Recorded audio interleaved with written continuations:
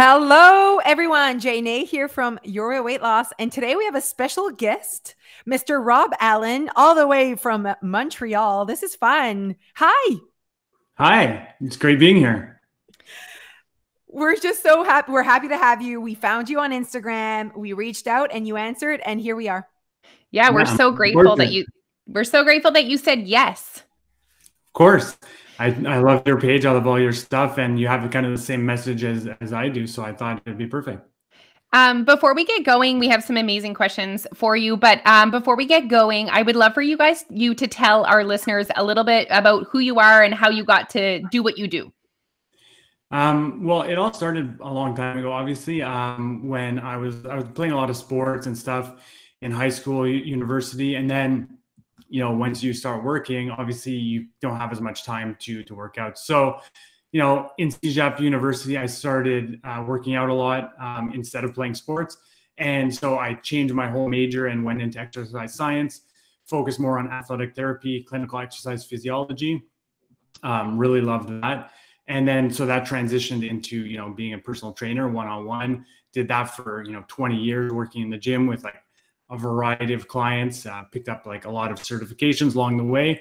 And, I've loved it ever since. And now here we are. And now I'm doing mostly online stuff. So I can help even more people.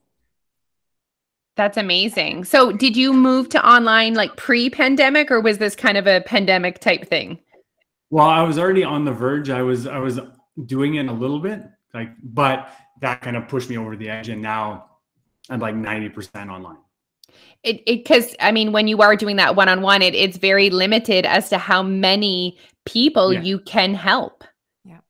Yeah, you can only see, a few people per day. And honestly, with the online, I find that I can actually get people better results simply because I can go in, and with the technology we have, I can go in and see, what's happening in those other 23 hours of the day that I'm not with them. So I can see a lot more information and get people better results because I have more access to what's going on in terms of their life.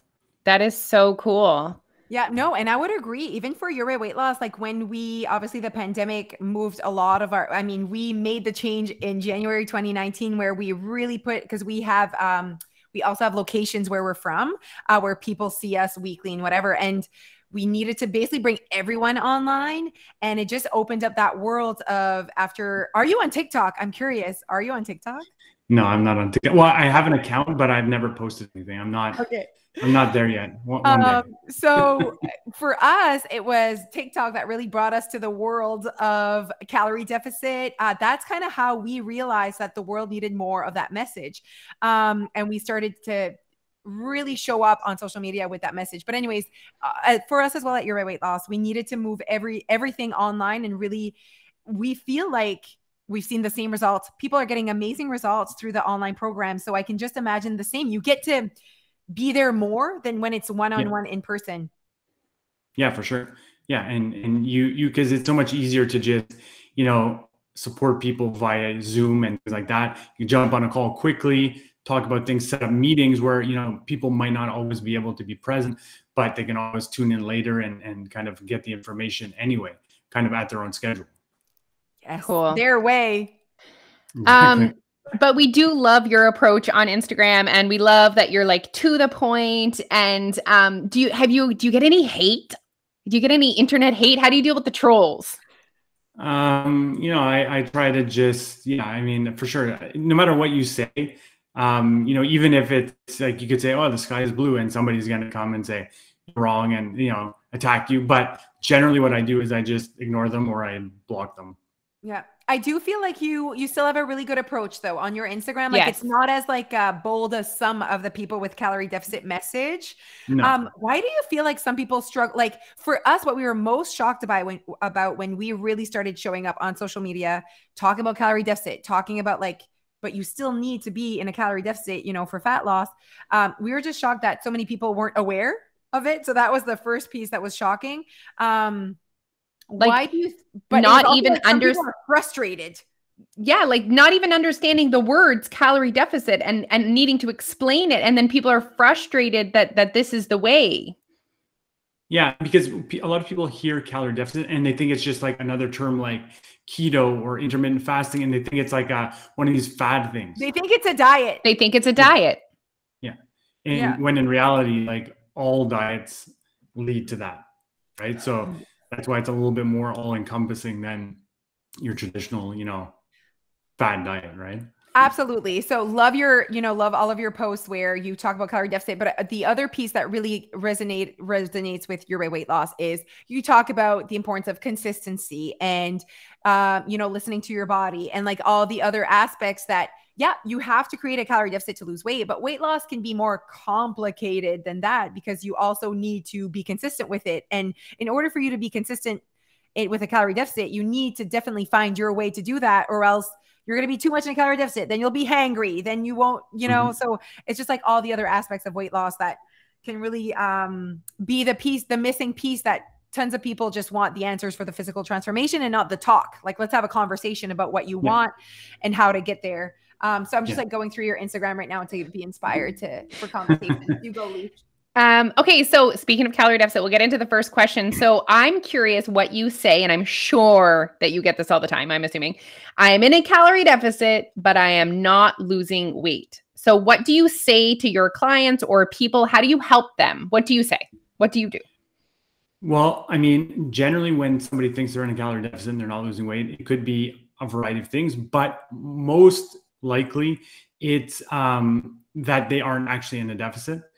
And, so people can be trying their best and really pushing hard and trying, but the targets that they've set up just aren't the right ones, right? And that's not their fault. It's just a question of reframing and reorganizing and looking at their targets a little bit more closely. Because, if you set up your calorie deficit based off of a tracker and, an online calculator, the chances of that being accurate aren't very good, right? So you really have to figure out what your true deficit is.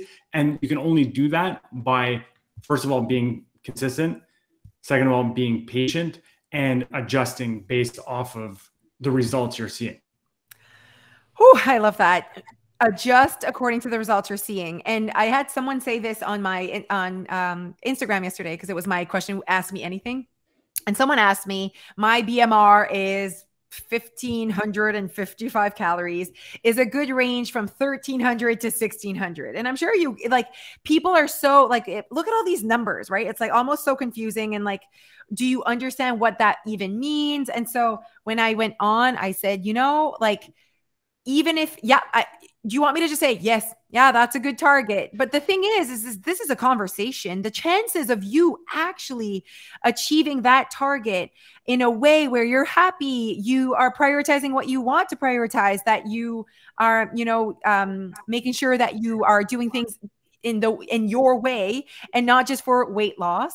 But there's also that piece that chances are you're not counting calories correctly. Like you're not a bad person. You're not doing anything wrong. It's just what science is showing us, that the human behaviors that you're going to undercount and also leave you frustrated. Now that's the piece. It leaves you frustrated because you don't see results. And then someone said, so basically you're telling us to eat anything and just magic will happen and we're going to lose weight. And I'm like, no, you still need to stay connected to the results. I think that's the piece. And it's like, but the scale's not everything. Yes. But at one point it's a tool that tells you if you are losing weight or not.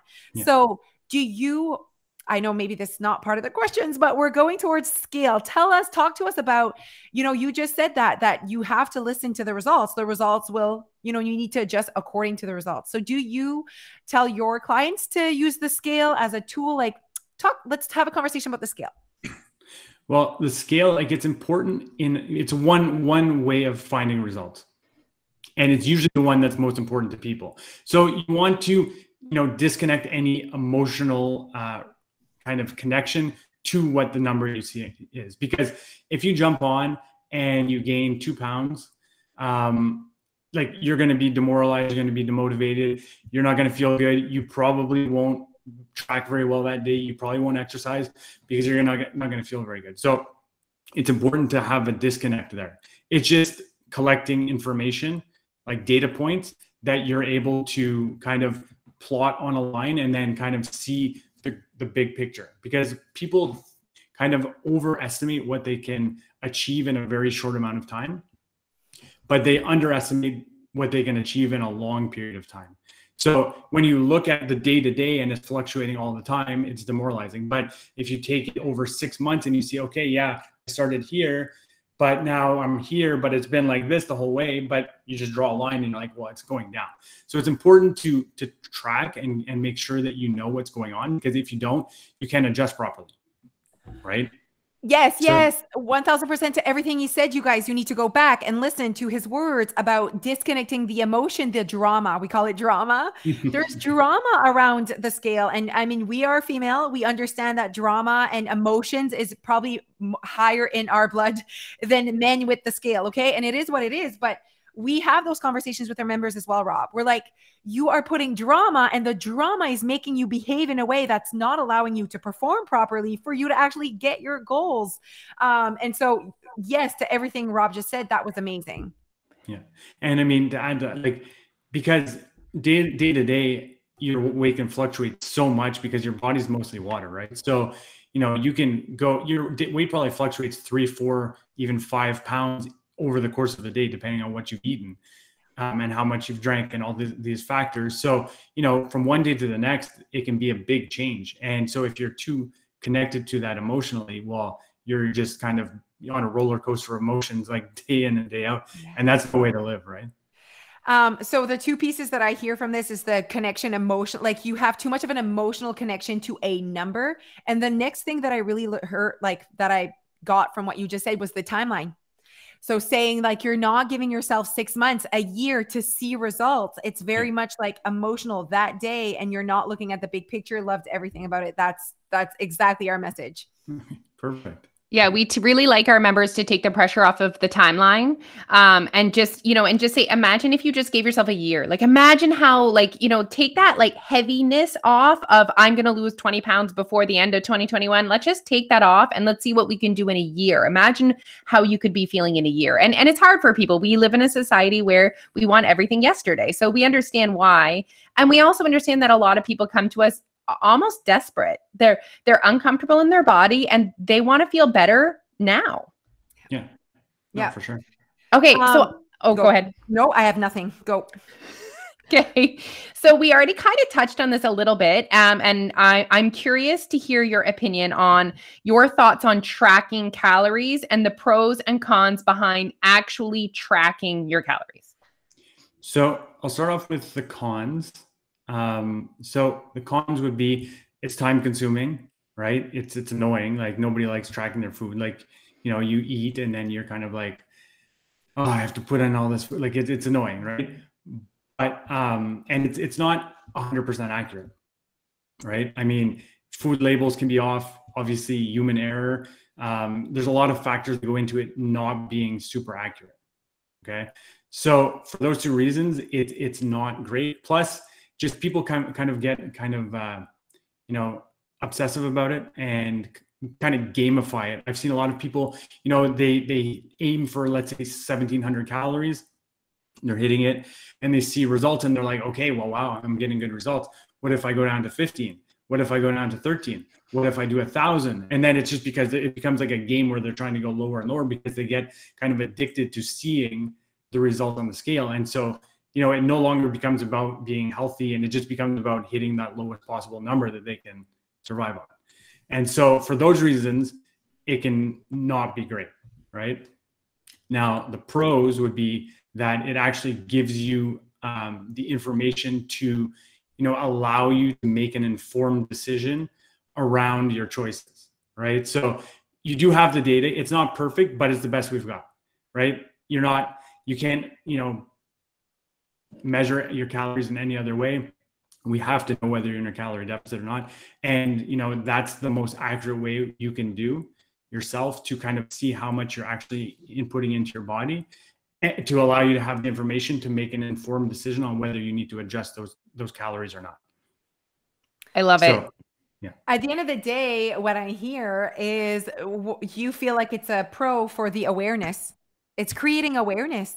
Yeah. Well, I mean, the thing is, like, people, when they start tracking, it's often very eye-opening, where they're like, wow, I thought I wasn't eating that much, but like I'm eating 3,000 calories. Like I didn't realize that almonds had that much fat in them. I didn't realize that, this had this many calories in it. And, it just allows them to think about things a little bit more because they learn what their actual habits are, and then they can adjust based off of that. And I think that if you can track your calories without the emotional piece, the emotion, like, oh, ben là, I can't believe that almonds are whatever. Listen, I didn't make this rule. Like this is, so I feel like it's just feedback. It's like the scale, like, oh, ben là, I gained whatever. Calm down. Like it's going to be okay. People get mad at almonds. They're mad at almonds. Peanut butter, and like they're just mad at the nutritional fact. And that's emotions. That's not you being rational. And this is just what it is. And do you see that there's so much value in letting go of the emotions when it comes to weight loss? Emotions take over on a lot of aspects to it. Like, I won't be able to do that. Oh, I gained weight. Oh, this is too many calories. Look at that language as well. Like, just like the vibe that you're putting out there. These are just facts. And then you make choices. Like, I do feel like there's that conversation, obviously, that we are having with our members about the drama, and the language that they're using really affects their journey. Yeah, for sure. I mean, you got to just look at it as a data that you're inputting. And then you look at it at the end of the week and you're like, okay, so I was averaging this many calories. Good. I'm on track. That's good. And I lost weight. So obviously everything's going well. If not, then adjust those numbers and figure out what you need to do to improve them. Like there's nothing else besides that. Not like, but I tried to, like, it just, you got to take that emotion out. And it's just numbers, like as if you're like analyzing a financial document. You're just like, okay, the chart's going down, the numbers check off. Okay, good. Okay. And we all say you have a choice. You can care or not care. Like if you didn't lose weight, you can be like, but I loved my lifestyle and I loved, okay, well then we keep going, but this is the reality of your lifestyle. It does not put you in a deficit, and that's okay. Yeah, no, for sure. No, it doesn't have to be. Yeah. Are your members are your clients, are they mostly female, male? What's your split? I'd say about 80% female, 20% male. Okay, just curious. Yeah, mostly women. We're like 99% women, 1% men. Okay, so how long, this wasn't on our questions, but I'm sure you're fine with it. And people ask us this all the time. So let's say that I feel like I'm in a calorie deficit, but I don't lose weight. Like, how long do you tell people to kind of like wait for it before they would adjust? Well, first they have to look at if they're getting any other kind of results. So if you haven't lost any weight in, let's say, a month, but the clothes that you used to wear are too loose, people are noticing like, oh, wow, you've lost weight. You've seen your measurements go down. That's a good sign. It means that you probably are in a deficit. The scale hasn't caught up yet. Like you've maybe gained some muscle, you might have some water retention, whatever, but it means you're losing fat because you're getting smaller. So that's the first thing that you want to look at is, are you getting any other results? If not, well, then you have to, wait I'd say about 3 weeks is a good amount of time before you're like, okay, I have to look at everything I'm doing and make an adjustment. Okay. Because something's not working. So I want to make sure that you don't want to just sit, for 6 months at the same calorie intake, doing the exact same things and not getting any results. Like you every 3-4 weeks, you want to kind of reevaluate and reassess what's working, what's not working, and then make a little change. Also, guys, I need to say this with kindness. You won't just acquire muscle by not exercising. Like, no. You know what I mean? Like, you're not gaining muscle unless you are like actively at the gym, increasingly lifting harder, eating your protein, right? Like, it's hard to gain muscle. Very hard. Yeah. Especially if you're trying to be in a deficit. Like, I mean, it's almost impossible. Like, it's doable, but it's very, very difficult. If you're trying to be in a deficit and you're eating less, the chances of you actually building more muscle are not that good. I know a lot of people, they drink a protein shake and the next day they're like, oh, I'm huge now. Like, I love that you just said that. Thank you. Basically, I am turning 40 next year and I want to have a really nice butt. So I did hip thrust once at the gym and I said to my husband, I'm like, I think my ass is already nicer. He's like, sure. Yeah. Well, I mean, and the thing is with people that work out and don't want to get bigger or bulky, the problem is that when you go in and work out, while you're doing a particular exercise and working a particular muscle, all the blood's going to that muscle. So it's going to swell up. It's going to get a little bit bigger. Your clothes are going to be a little bit tighter on that area for a little while, maybe like half a day. But a lot of people, they see it right away and they panic thinking that, oh, my muscle got way bigger just because I got like kind of a lot of blood flow to that area. But the reality is it's going to take a long time. Okay. Yeah. Thanks for that, Rob. So what get on that booty leash, you need to do more hip thrusts. Yeah. What's my top exercise I need to be doing to build my booty? You got to do the heavy hip thrusts. Okay, I like it. Perfect. That also wasn't on the question, but I threw that one in there. I'm reading one of your posts that I really enjoy, that I think we should talk about. So when trying to lose weight, instead of choosing the lowest calorie target that you can survive on, try aiming for the highest possible target that will allow you to still lose weight. Sure, it might take a bit longer to lose it, but at least it won't suck as much and you'll actually keep the weight off. And the reason why I really enjoy this is because we say suck a lot at Your Weight Loss. We're like, yeah, you can't be consistent because the diet you've put yourself on sucks, so you can't be consistent with it. And often enough, the diet they've put themselves on is something they've done in the past that did put them in a calorie deficit, that they did lose weight on, and they only remember the result, the physical, like when I did that, I lost 50 pounds, but they never kept it off. So of course at Your Weight Loss for us, it would be better for you to lose maybe 35 pounds and keep it off and love your life and it not suck. And then you keep it off. So keeping it off is a huge part of what we do at Your Weight Loss. So what do you ask? Like, when you have your clients, obviously you try to give them habits that they can keep for the rest of their lives. Obviously, as someone that helps people to be healthier and lose weight, we all want that, right? I mean, you have your own business. We have our own business. That's what we want for our members. We want them to have the results, but to keep them. I don't know. Talk to us about one thing that you're like, that this is really important to me because that's a part of the keeping it off part of weight loss. What do you say to your members? Yeah, well, it's got to be something that you can see. You have to ask yourself, do I see myself doing this for the rest of my life? Whether it's something to do with exercise or something, a way of eating. And if the answer is no, then don't do it. It's got to be something. It doesn't have to be something that you necessarily love, but it can be something that you tolerate and that you kind of see some enjoyment in, and you can actually realistically see yourself doing, day in and day out for the rest of your life. Because it's not like I'm going to lose, let's say 50 pounds and then go back to your normal lifestyle. If you start working out and, eating properly, you're doing it forever, not for until you hit that number and then you're going to stop. You're going to continue forever. So it's got to be something that you're willing to do for the long haul.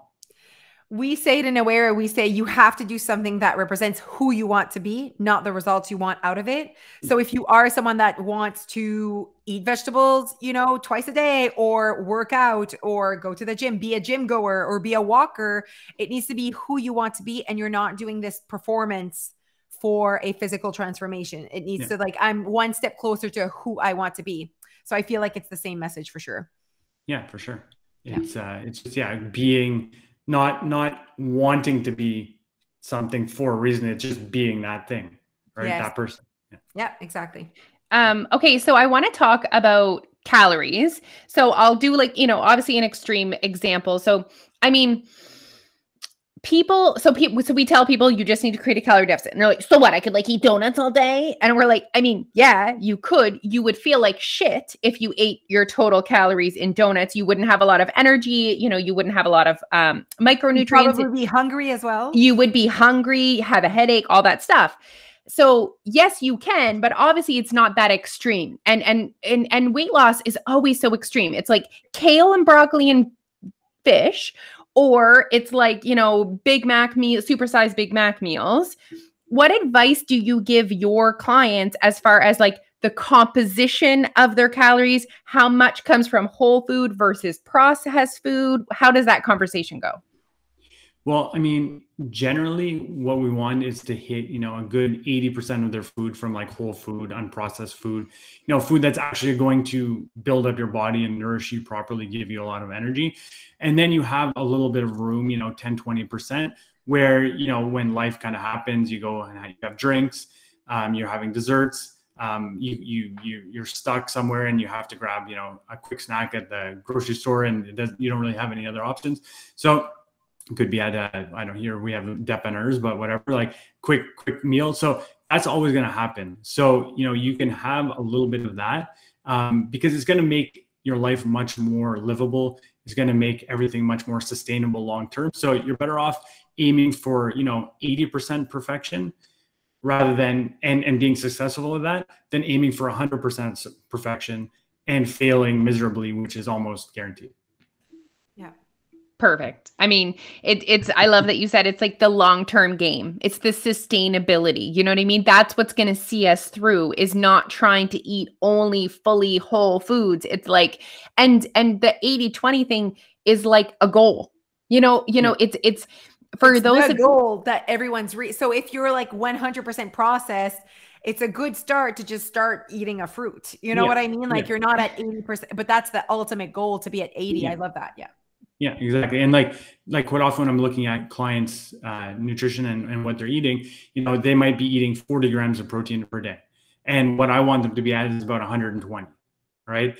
So I don't expect them to go from 40 to 120 and just triple their intake of protein in a week, It's going to take time. So after the first month, we aim for maybe 50 and then 60. And you gradually get it up to close to where you want it to be and work on the habits around building that back up. So that's important. It doesn't have to be perfect. And I'm assuming that your clients are also people that want to, it's workouts as well, right? Like there's a lot of like weightlifting and all that. So that's why you're pushing the protein when it comes to your program. Yeah. I mean, the protein is we look mostly at calories. That's the most important thing, but I do have a big focus on protein as well. Just, for, keeping at least your muscle. Because like, even if you're not maintaining, or even if you're not building muscle, you want to be able to maintain all your muscle, right?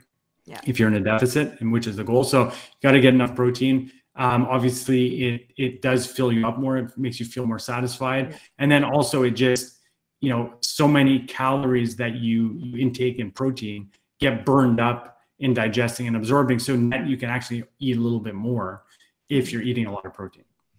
All right. It's about being smart. I like it.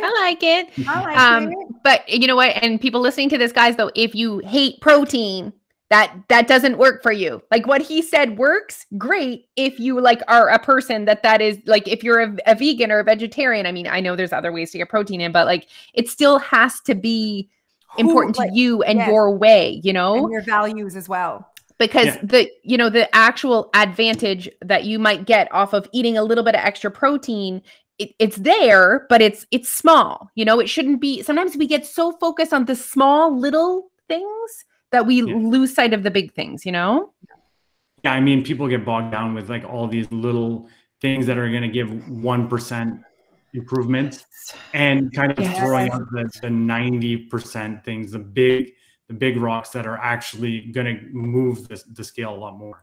So you gotta be kind of really focused on those big things and kind of forget about the little things like supplements and all that kind of stuff that are not really going to affect you that much. Oh my God. Louder for the people in the back, Rob. I do also think too, with protein, as far as being North Americans, we have to be so much more purposeful. Like it's so easy to access carbs and fat that protein, you just kind of have to be a little bit more purposeful if you do. If you do want to have, if you want to consume higher than 100 grams of protein a day, I really think you need to be purposeful with it. Yeah, you have to you just have to really focus on having it at every meal. Like that's basically what it comes down to. It doesn't have to be a lot, but it does, and it doesn't have to be 100 grams. It's just like even like improving it slightly is going to help you a little bit. Yeah. But at the end of the day, it's really about eating the right number of calories. That's what it comes down to. Yes. Say it Did again. You hear that, everyone? So what's your opinion on protein powder?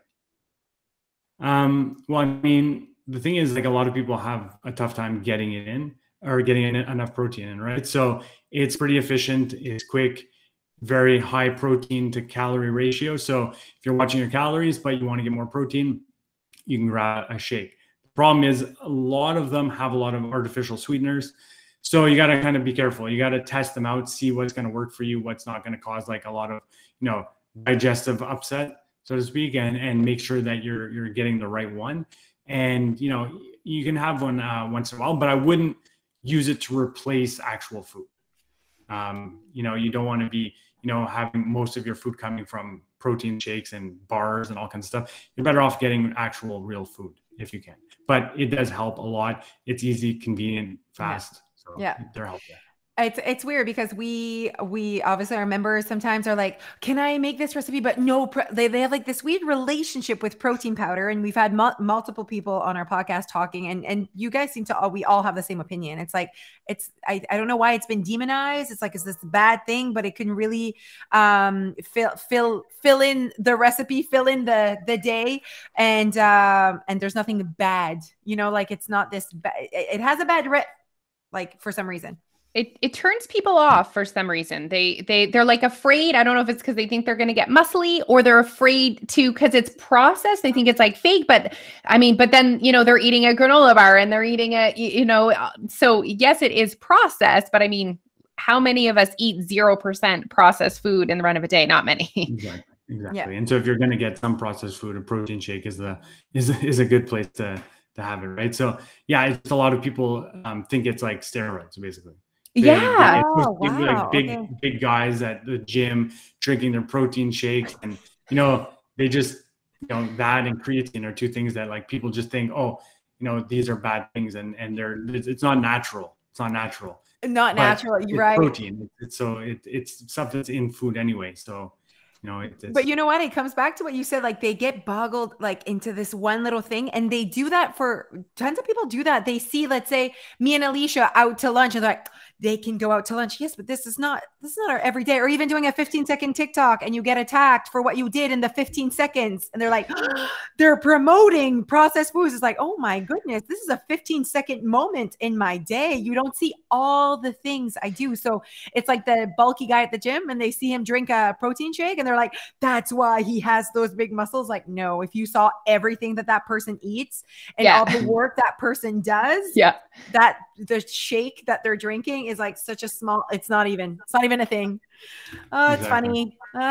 It is funny. It's interesting how it's been perceived, but it's not their fault, because also, the diet industry is for years has been promoting like, do this one tiny little thing and then you get these insane results. Whereas we all know that like results like abs, let's say, which like the percentage of people that actually have abs, in order to achieve that, super low percentage of body fat for most people, and like tons and tons of workouts in the gym. I mean, they ask Jose all the time, like, what exercises do you do? And she's like, see, my body is made, that's where my body loses fat. So I do have like definition in my belly, but I do 0 crunches, but I have a good butt and some thighs. That's where my body, like the fat goes there first, So they're always like, tell me your crunch routine. I'm like, I haven't done a crunch since 2002 when I was in the diet industry trying to pretend I needed to.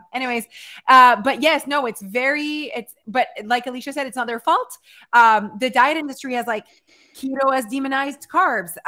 So that people are scared of that one little thing. And so there's just like all the diets have like demonized one piece. And then so people think there's like a magic food, a magic way, a magic combination of when to eat, what to eat. And so I feel that's why I want everyone to know our message, that it doesn't have to be this complicated.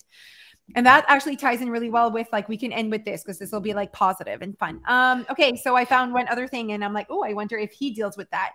So one of your posts is basically saying that the first step to having successful weight loss transformation is actually believing that you can lose weight. I love that. Not before figuring out your calorie deficit, before figuring out which routine you're going to do for exercise, you need to actually believe that you can lose weight. Why did you choose to put that post? Do you deal with that? Yeah, a lot of people, they just think that they failed so many times that they want to, but they just can't actually commit to doing it, because all the previous failures just led to them thinking that they have no confidence in their ability to change anything. So they kind of go in and kind of half-ass the process, thinking like one day, okay, I'm going to try, the next day, no, this isn't working. And so if you don't actually believe that what you're doing is going to give you results and you're not committed to it, you're going to self-sabotage. You're going to convince yourself it's not working, and you're going to give up, and you're going to fail. So it's important to believe, and actually believe, not to say, look in the mirror and say, I believe, but actually truly believe that you can do it, and then stay consistent and prove that to yourself. And once you've done that, well, once you believe it, well, then you're going to actually get there. Yeah. So and once you get it, then you believe it more. Like, exactly. Then you know that you can kind of, your power is almost unlimited. You can, change a lot of things if you want, if you actually go through the process. So absolutely. It's very empowering. I love that you said that. And we've seen that with our members over the years. I've seen like literally beautiful physical transformations, but then also like in their lives, I've seen people go back to school. I've seen people get divorces. I've seen people change careers. I've seen it all because they had the confidence to do hard things. They were like, okay, I can do hard things. I can do this. Yeah. And one of the other things that we say a lot at Your Weight Loss is you're not broken. And people do come in feeling like they're broken. It's like weight loss is not meant for them. I've tried everything. So I think that conversation and that language needs to be addressed first. Absolutely. In order for you to be able to find a way to create a deficit in your life, to find a workout that you like. Because chances are in the past diets, you did a workout you did not like. And what I typically that's too bad is that they often do things that they don't like. That's not them. They weren't happy, but they had amazing results, and they only stick to the results they got. So they're like, hated CrossFit, but lost a bunch of weight. So might as well go back because that's the only thing that works, So there's a lot that comes from the baggage of years of trying and failing. Like if you've lost weight and you have not kept it off, do not go back to that. Like no. There was a missing piece. We don't know what the piece is, but we're going to figure it out. But there was certainly a missing piece to the keeping it off part that you also wanted. You didn't just want the physical transformation. You wanted to keep it. So that's kind of where we bring them. So I love that you put that on your wall. It means that that's an emotional piece to weight loss, the believing, because the emotions need like the confidence, the trust as well.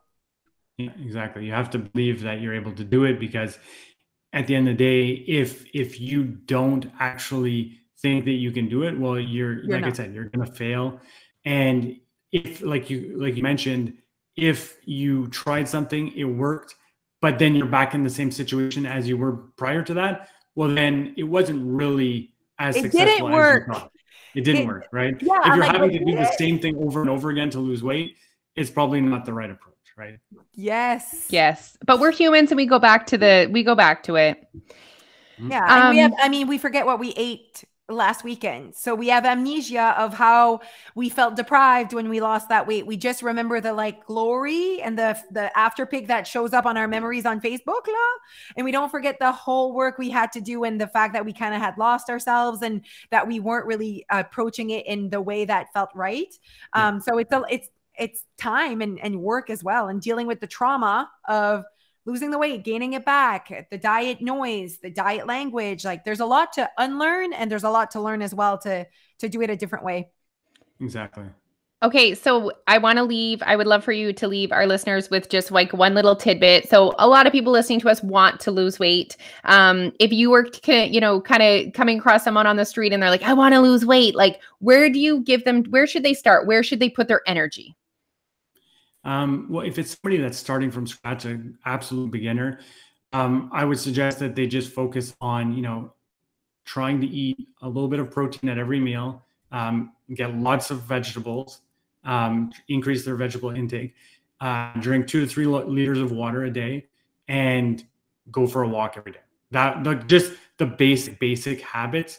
Quite often for a lot of people that are just starting, just doing those are going to make an amazing change. And So it's that's what actually I like, would it's suggest. still like a lot. Like think of someone like there's a lot there to figure out. So just take those 4 advice and just like, which one am I willing to do Yeah. today? Is it the walk? Is it the water? Yeah. Is it the Yeah. finding Each week. protein Yeah. I like? Yeah. Yeah. Each week it can be a new one that you add in. So you say next week, go for a walk every day. Yeah. Okay. That was successful. Good. Now the next week, have protein at every one of your meals. Okay. That worked out too. Okay. Great. The next week, we're going to, add 3 more servings of vegetables. Okay. That worked too. Fantastic. By then, all these habits have started to be ingrained and you've automatically improved your energy levels, your life. You've probably lost a little bit of weight and you're feeling much better. And why did they probably lose a little bit of weight, Rob? Well, because they're in a calorie deficit without really like thinking like, oh, I'm in a nut, like looking at the numbers, but just, they're probably a little bit more conscientious of what they're eating. So they're eating a little bit less and they're getting out, moving more. So they're tipping the scales in the opposite direction and they're creating a small calorie deficit and therefore losing weight.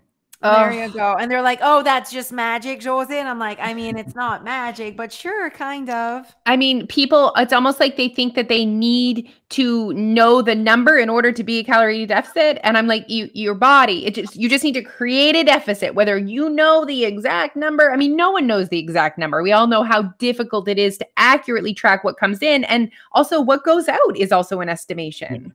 Yeah, exactly. Yeah. There's no way of really, like, you're guessing the whole time. Yeah. Right? Yes. So, the best analogy is always the one where people use about like their dog being overweight. And it comes out like when the vet doesn't tell you to put them on some special diet or whatever. It's just, well, they've got to get out and exercise more, move around more, and we're going to feed them a little bit less. And it always works. And people take that. And I think the reason why people are afraid, I think there's 2 reasons. Like I'm putting myself in my shoes, 5 years ago, 70 pounds heavier, you would have given me that advice. And I would think, is it really that simple though? And also I would have said to myself, but is that enough? And it's almost like through years and years of trying to lose weight, it sucked so bad and it was so difficult and so all encompassing that when we try and tell people to do it differently, they just don't believe us. But that's the belief piece, Leash, that we were just talking about. When we showed up on social media and really went hard with calorie deficit, the belief wasn't there and they struggled with it. It's the same with this. Like they struggle with believing, and he's so right with his post. Like if you do not believe in what you're actually trying to accomplish, there's going to be a disconnect at one point where you're just not going to continue. If you don't. So the girl that commented that on the Instagram, she and I wanted to say, like, you're obviously struggling to believe in my message, in my way, in what we're trying to teach. And I was like, I get it. I understand, because it's so different. But at the end of the day, thousands of people have lost weight with our program. Thousands of people are saying like, I've never, had this approach before. So whether you believe them and then you start believing in the message, you just need to keep listening to them. I said, basically, like, all the best, keep listening to it and see if you can see transformations in your performance and in your brain as well, because it all starts there. And so they want that magical number. Oh, Moji, when we started with calorie deficit, all they were saying was, okay, so how do I calculate my calorie deficit? How do I calculate my calorie deficit? Whew, that's all we got as comments every day. Yeah. Yeah. And that's why we created the Calorie Deficit Bootcamp, which is coming up, right? Yeah, exactly. Yes. So this podcast is coming out right at the middle of our Calorie Deficit Bootcamp. It's coming out. So Rob, in March this year, we did a Calorie Deficit Bootcamp, free, full week, where Alicia and I showed up and we're like, the world needs to understand what a calorie deficit is. We realized on TikTok, no one knew. We actually had 8,000 people signed up for it. And, wow. And so it was this epic week where we just educated them on everything that I see, like the NEAT, the BMR, the all of that. And they were just like, we gave them hope. We made them believe in calorie deficit. And I think we changed a lot of minds during that. And helped them to create awareness. Like I would send them home with homework and they would be like, holy shit, my coffee is 200 calories, and we just really helped create awareness into areas in their lives where they were consuming more calories than they realized at the end of the day. Yeah. Nah, it was a good week. Okay. Well, thank you so much for coming on. Where can our listeners find you?